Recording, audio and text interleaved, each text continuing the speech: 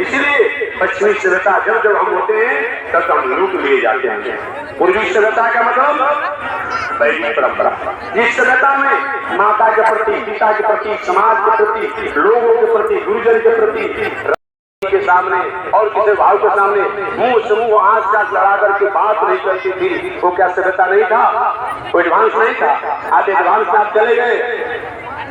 अब बेटा बेटी पतोह सब खूब पढ़ा लिखा करके बड़ा आदमी बना देते हैं। बेटा वहां से फोन करता है, पिताजी हमारी तैयारी आपको करने की आवश्यकता नहीं है, हम सब सेटलमेंट हो चुके हैं, हो गया, एडवांस करना हुआ, पढ़ा करके लिखा कर कहाँ से करके पढ़ा लिखा कर डॉक्टर बनाया, इंजीनियर बनाया और क्या क्या आपने किया, अब सब बिगाड़ दिया प्रतिशत। ये कौन सा एडवांस का मतलब हो रहा है?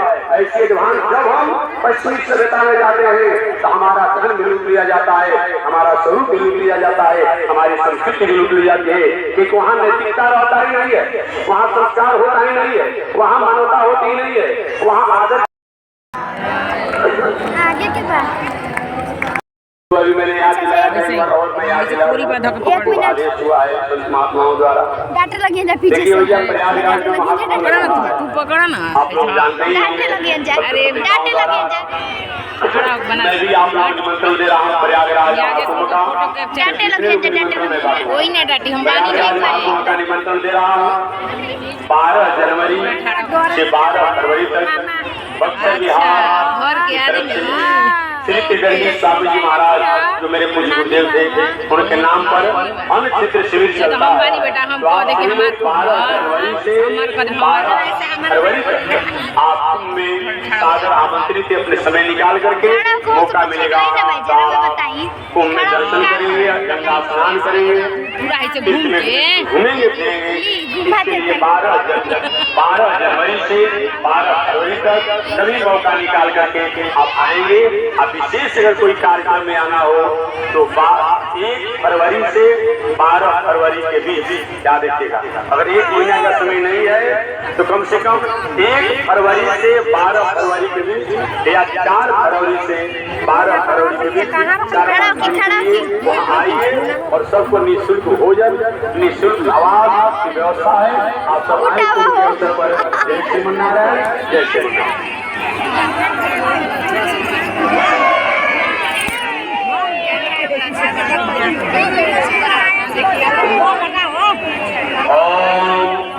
चंद्रमा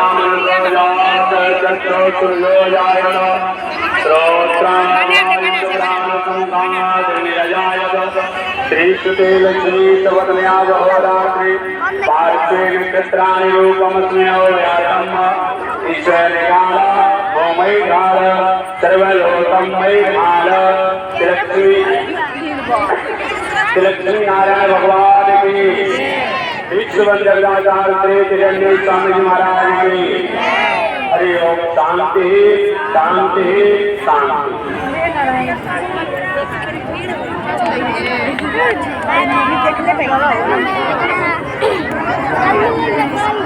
कल नहीं मिला जाएगा, कल तो लास्ट है।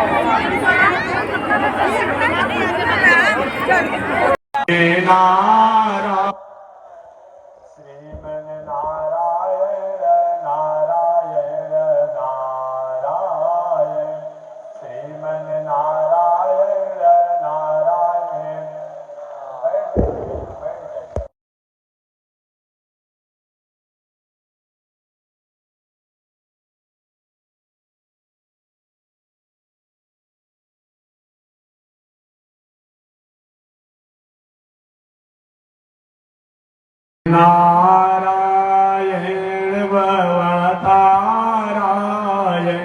श्रीमन नारायण भवतारायण लक्ष्मी नारायण नारायण नारायण लक्ष्मी नारायण नारायण नारायण।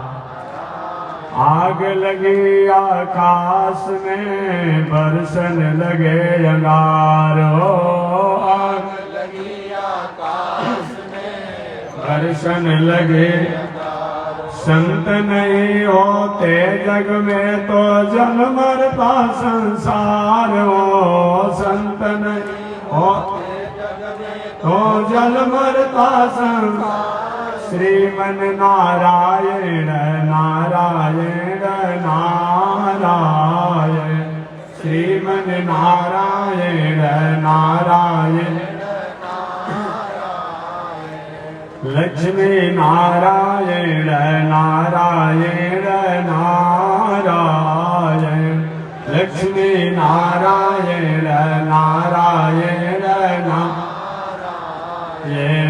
तनी देखी रघुनाथ जी हमारी ओरिया तनी देखी रघुनाथ जी हमारी ओरिया तनी ताकी रघुनाथ जी हमारी ओरिया तनी ताकी रघुनाथ जी हमारी ओरिया बगसर में आके रवा तड़का के मरनी बगसर में आके रवा तड़का के मरनी गौतम नारी अहिल्या के तरनी गौतम नारी अहिल्या के तन देखी रघुनाथ जी हमारी ओरिया तनी देखी रघुनाथ जी हमारी ओरिया तनी ताकी रघुनाथ जी हमारी ओरिया तनी ताकी रघुनाथ जी हमारे श्रीमन नारायण नारायण नारायण श्रीमन नारायण नारायण नारायण लक्ष्मी नारायण नारायण नारायण लक्ष्मी नारायण नारायण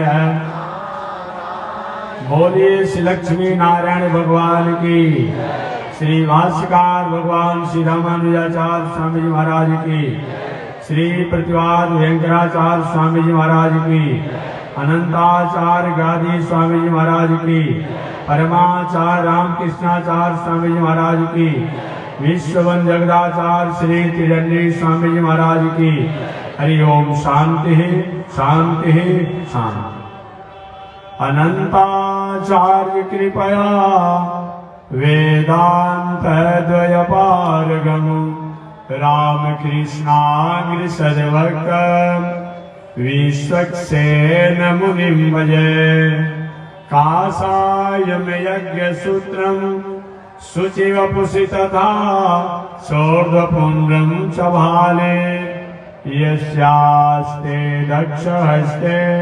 कलिकुमतिगिरीन्द्रेन्द्रवज्रं त्रिदण्डं संसाराग्नि प्रशान्त्यै मृतजलममलं दारुपात्रं पवित्रं श्रीविश्वक्सेन सूर्ये पदकमलयुगं श्रेयसे संश्रयामि लक्ष्मीनाथ समारम्भां नाथयामुनिमध्यमाम् अस्मदाचार्यपर्यन्तां वन्दे गुरो परम्पराम् नारायणाय विद्महे वासुदेवाय धीमहि तन्नो विष्णु प्रचोदयात् महालक्ष्म्यै च विद्महे विष्णुपत्न्यै च धीमहि तन्नो लक्ष्मी प्रचोदयात् तन्नो लक्ष्मी प्रचोदयात्। परमाराध्य श्री लक्ष्मी नारायण भगवान नित्य वंदनीय पूज्य गुरुदेव श्री त्रिदंडी स्वामी जी महाराज के जुगल शरणों में कोटिशः नमन। भगवत भागवत आचार्य कैंकर्य पारायण महानुभाव बक्सर की पावन भूमि से चलकर आए हुए जगत गुरु स्वामी अयोध्यानाथ जी द्वारा अपने कथा श्रवण किया। इनसे पहले हरिद्वार की पावन भूमि से चलकर आए हुए जगत गुरु स्वामी वैकुंठ नाथ जी द्वारा भी आपने कथा श्रवण किया होगा। उनसे पहले वृंदावन के पावन भूमि से चलकर आए हुए जगत गुरु स्वामी शतभुज जी द्वारा भी आपने कथा श्रवण किया होगा।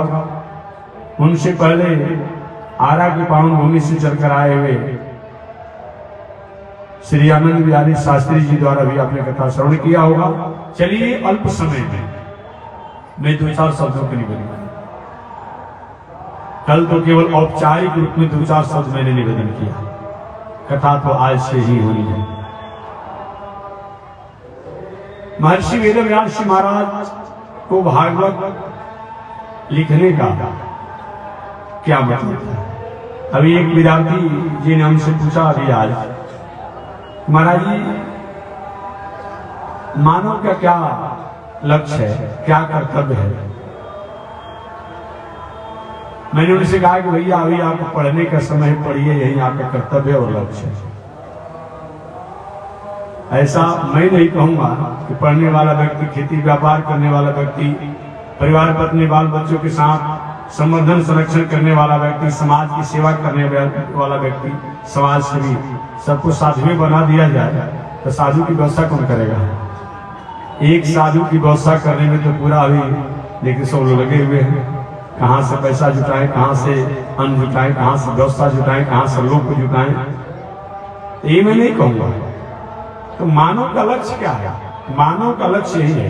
एक केवल उस विद्यार्थी का प्रश्न नहीं था, ये मानव मात्र का एक प्रश्न है, हमेशा बना रहता है। इसी प्रश्न को एक समय भगवान श्री कृष्ण के पिता से श्री वसुदेव जी महाराज ने नारद जी से किया था। यह प्रसंग उस समय का है जब लगभग भगवान श्री कृष्ण के परिवार के लोग अपने ही कारण उस मुकाम पर पहुंच गए, इस मुकाम की शायद सोचा नहीं जा सकता। भगवान श्री कृष्ण ने अपने परिवार के लोगों के लिए क्या नहीं किया, बस इतना ही जान जाए। वृंदावन से, गोकुल से, मथुरा से द्वारिका तक पहुंचाए केवल परिवार के लिए, बाकी भगवान को क्या कर सकता है? जिनके संकेत मात्र से पूरा दुनिया समाप्त हो जाती हो, जिनमें लय हो जाती हो, उस परमात्मा, उस ब्रह्म, उस ईश्वर को क्या कर सकता है? केवल अपने परिवार के लोगों के लिए उन्होंने इतनी लंबी यात्रा किया, फिर भी परिवार के लोग नहीं समझ पाए।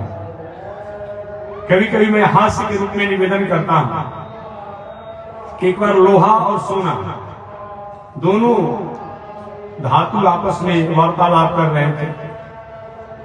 सोना ने लोहा से कहा, पहले एक माता जी आई थी, उम्र लगभग याद है